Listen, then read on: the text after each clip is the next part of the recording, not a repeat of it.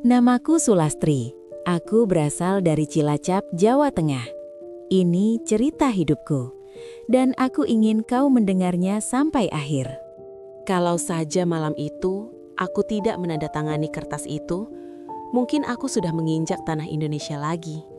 Aku tidak tahu bahwa satu tanda tangan yang kulakukan dengan tangan gemetar dan pikiran kosong akan mengunci hidupku di negeri orang tanpa jalan pulang. Namaku Sulastri. Aku berasal dari Cilacap, Jawa Tengah. Cerita ini bukan dongeng, ini hidupku, dan aku ingin kau mendengarnya sampai akhir. Aku berangkat bukan karena mimpi besar. Aku berangkat karena keadaan tidak memberiku banyak pilihan. Di kampung, hidup berjalan pelan tapi berat. Penghasilan tidak pernah cukup, sementara kebutuhan selalu datang tanpa menunggu kesiapan. Aku melihat ibuku menua lebih cepat dari usianya. Dan saat itu aku tahu, aku harus pergi, meski hatiku belum siap. Keputusan menjadi TKW bukan keputusan berani, tapi keputusan terpaksa yang dibungkus harapan. Hari keberangkatan itu sederhana, tidak ada pesta, tidak ada tangisan berlebihan. Hanya pelukan ibu yang terlalu lama, seolah ia ingin menghafal bentuk tubuhku. Aku mengingat betul kata terakhirnya, jangan macam-macam, jaga diri. Aku mengangguk, padahal aku sendiri tidak tahu bagaimana caranya menjaga diri di negeri yang bahkan bahasanya tidak kupahami. Setibanya di negara tujuan, semuanya tampak rapi dan menjanjikan. Rumah majikan besar, lantainya dingin dan mengkilap. Mereka menyambutku dengan senyum, menyuruhku duduk, memberiku minum. Saat itu aku berpikir, mungkin aku beruntung. 3 hari pertama berjalan wajar. Aku bekerja, belajar, menyesuaikan diri. Aku salah paham beberapa kali, tapi masih ditoleransi. Aku mulai merasa tenang. Aku bahkan sempat membayangkan mengirim uang pertama ke rumah. Hari keempat mengubah semuanya. Nada bicara majikanku berubah. Bukan lagi instruksi, tapi perintah. Kesalahan kecil mulai dianggap masalah besar. Aku ditegur keras hanya karena tidak memahami isyarat tangan. Tidak ada yang mau menjelaskan. Mereka menganggap aku harus langsung mengerti. Hari kelima, saat aku menjatuhkan sendok karena gugup, tamparan itu datang begitu saja. Cepat, keras, tanpa peringatan. Aku terdiam, bukan karena sakitnya, tapi karena tidak percaya bahwa itu benar-benar terjadi. Aku tidak melawan, bukan karena setuju, tapi karena takut. Sejak hari itu, aku mengerti satu hal.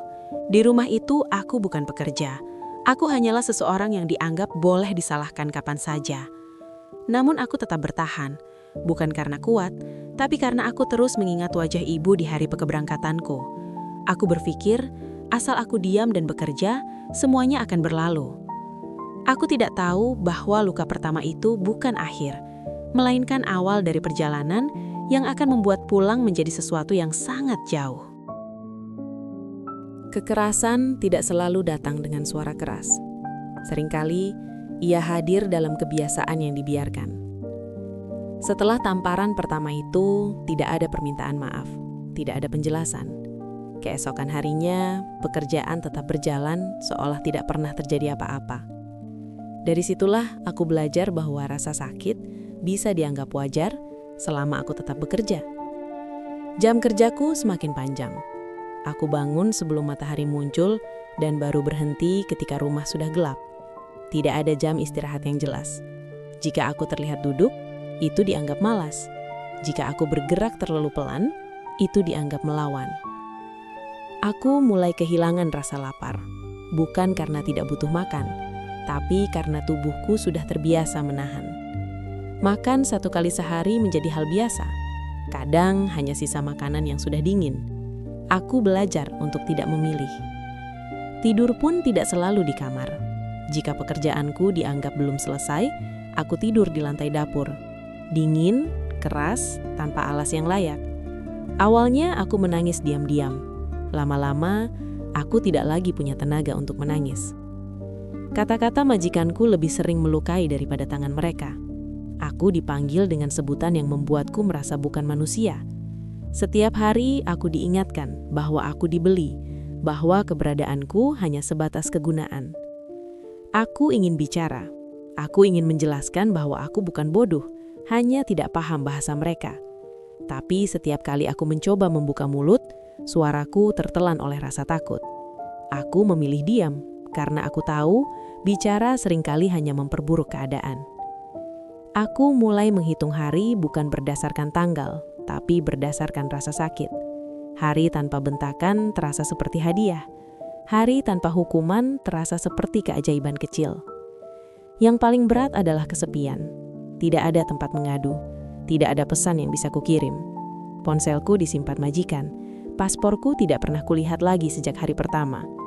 Aku seperti ada, tapi tidak benar-benar diakui. Di saat-saat seperti itu, aku sering bertanya pada diri sendiri, apakah ini harga dari mencari hidup yang lebih baik? Tidak ada jawaban, hanya kelelahan yang semakin menumpuk. Aku belajar satu hal penting di babak hidup ini, bahwa penderitaan bisa berlangsung lama, bukan karena tidak terlihat, tetapi karena terlalu banyak orang memilih untuk tidak melihatnya. Dan selama aku masih bisa berdiri dan bekerja, mereka menganggap aku baik-baik saja. Kesempatan itu datang ketika aku sudah hampir tidak berharap apa-apa. Suatu pagi, majikanku menyuruhku bersiap. Katanya akan ada orang dari agensi datang. Aku tidak diberi penjelasan, tapi kata agensi saja sudah cukup membuat jantungku berdegup lebih cepat. Aku dibawa ke sebuah ruangan kecil. Meja, kursi, dan beberapa lembar kertas tertata rapi. 2 orang duduk di depanku. Mereka berbicara cepat, menggunakan bahasa yang tidak sepenuhnya kupahami. Sesekali mereka tersenyum, seolah ingin meyakinkanku bahwa semua baik-baik saja. Aku hanya menangkap satu kalimat yang terus diulang. Ini supaya kamu bisa pindah, supaya hidupmu lebih baik. Di depanku ada beberapa lembar dokumen. Tulisan rapat, istilah asing, dan angka-angka yang tidak kumengerti. Aku mencoba bertanya. Jawabannya singkat dan mengambang. Mereka berkata, aku tidak perlu khawatir, semua sudah diatur. Aku hanya perlu menandatangani. Saat itu aku berada dalam kondisi paling lelah dalam hidupku. Tubuhku kurus, pikiranku kosong. Aku tidak punya akses untuk meminta pendapat siapapun. Tidak ada penerjemah, tidak ada penjelasan tertulis dalam bahasa yang kupahami. Aku ragu, tanganku berhenti di atas kertas. Tapi lalu mereka mengatakan sesuatu yang membuatku takut. Jika aku tidak menandatangani, aku akan dikembalikan ke majikan yang sama dan masalahku dianggap selesai. Aku tahu apa arti kembali itu. Aku tahu apa yang menungguku. Aku menandatangani, bukan karena yakin, tapi karena terdesak. Beberapa hari setelah itu, tidak ada perubahan. Aku tidak dipindahkan, tidak juga dipulangkan. Ketika aku bertanya, nada bicara mereka berubah. Kali ini tidak ramah. Mereka menyebut angka, mereka menyebut kontrak, mereka menyebut pelanggaran. Aku baru tahu bahwa kertas yang kutandatangani adalah pernyataan hutang dan pengakuan pelanggaran kontrak. Aku dianggap menyebabkan kerugian dan harus mengganti biaya penempatan, denda, dan administrasi. Jumlahnya jauh lebih besar dari apapun yang pernah kuhasilkan. Sejak saat itu, kata pulang menjadi urusan hukum, bukan lagi soal kemanusiaan. Aku tidak ditahan dengan rantai, tapi dengan pasal. Aku tidak dikurung dalam sel, tapi di dalam sistem yang tidak memberiku ruang untuk menjelaskan. Aku menyadari satu hal yang terlambat. Di negeri orang, ketidaktahuan bisa dianggap kesalahan, dan tanda tangan bisa lebih kuat daripada teriakan minta tolong. Dan sejak hari itu, aku tahu, aku tidak lagi sekedar pekerja yang disiksa, aku adalah orang yang terjebak oleh dokumennya sendiri. Aku dipindahkan ke penampungan bukan sebagai orang yang diselamatkan, tetapi sebagai orang yang sedang diproses. Bangunannya bersih, berpagar tinggi, dan dijaga. Dari luar, tempat itu terlihat aman.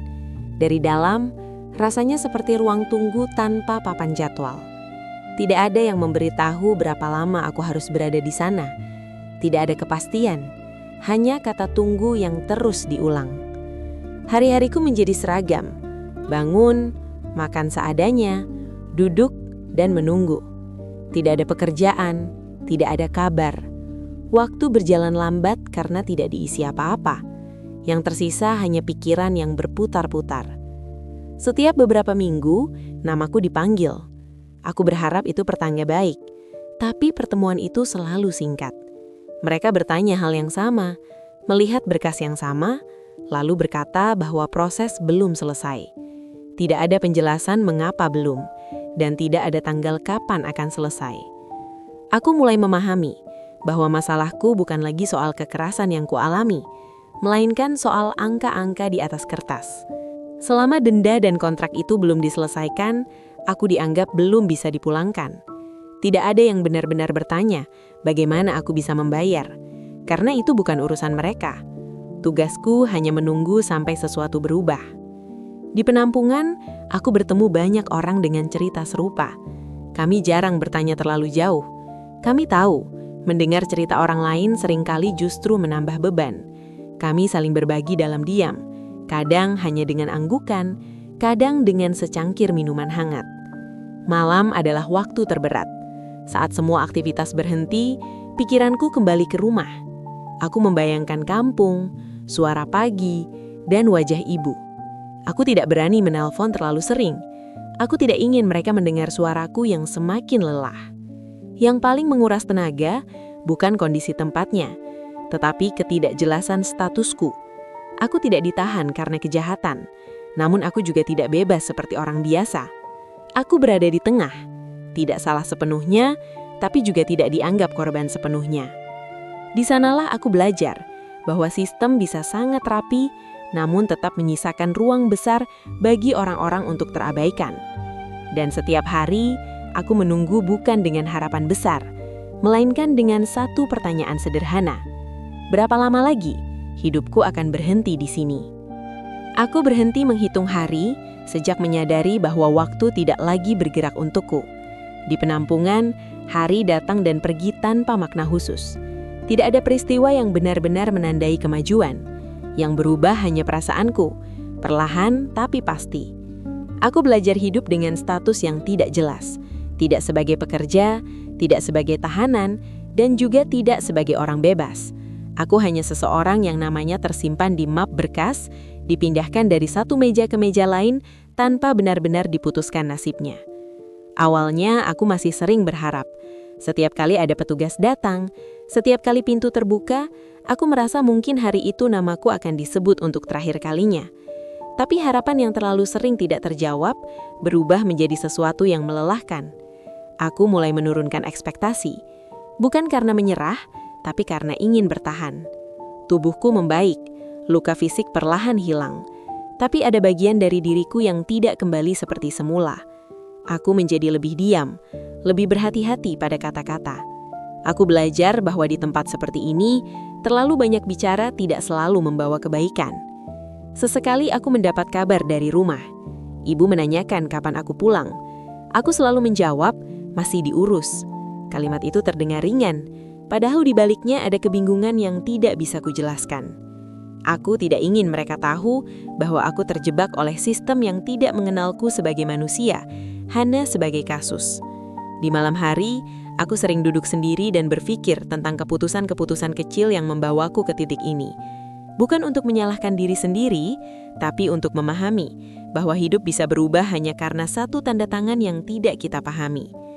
Jika ada satu hal yang ingin ku sampaikan dari semua ini, itu bukan tentang keberanian, bukan juga tentang penderitaan.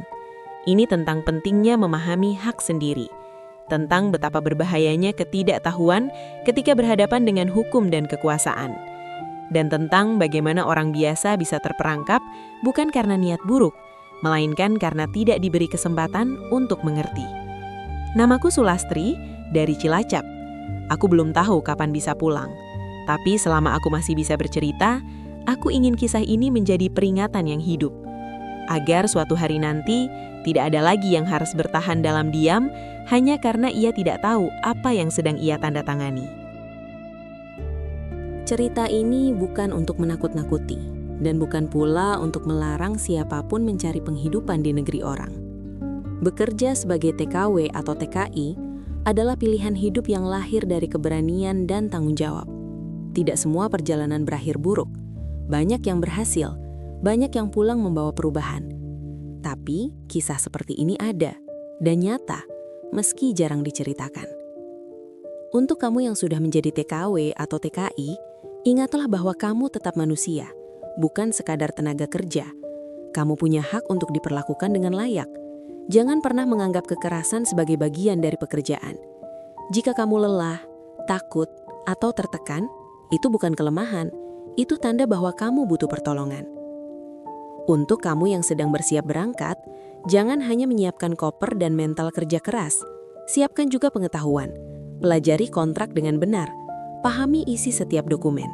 Jangan pernah menandatangani apapun yang tidak kamu mengerti, seberapapun terdesaknya keadaan. Bertanya bukan tanda bodoh, diam justru bisa berbahaya. Dan untuk kamu yang baru berniat, yang tergoda oleh cerita gaji besar dan hidup enak, ketahuilah bahwa bekerja di luar negeri bukan liburan. Itu perjuangan. Ada resiko, ada kesepian, dan ada sistem yang tidak selalu berpihak. Berangkatlah dengan mata terbuka, bukan hanya dengan harapan. Semoga siapapun yang membaca atau mendengar cerita ini selalu diberi perlindungan oleh Allah, dijauhkan dari orang-orang yang berniat buruk, diberi kekuatan saat diuji, dan dimudahkan jalan pulangnya dalam keadaan selamat dan bermartabat. Allahumma sholli wa sallim wa barik ala nabiyyina Muhammad. Ya Allah, limpahkanlah salawat dan salam kepada Nabi Muhammad SAW, sebaik-baik penuntun dalam setiap perjalanan hidup. Jika cerita ini bermanfaat, bagikanlah agar sampai kepada mereka yang sedang bersiap melangkah. Satu cerita bisa menjadi pengingat, dan satu pengingat bisa menyelamatkan seseorang dari kesalahan yang sama. Terima kasih sudah mendengarkan sampai akhir. Semoga kita semua selalu dalam lindungannya.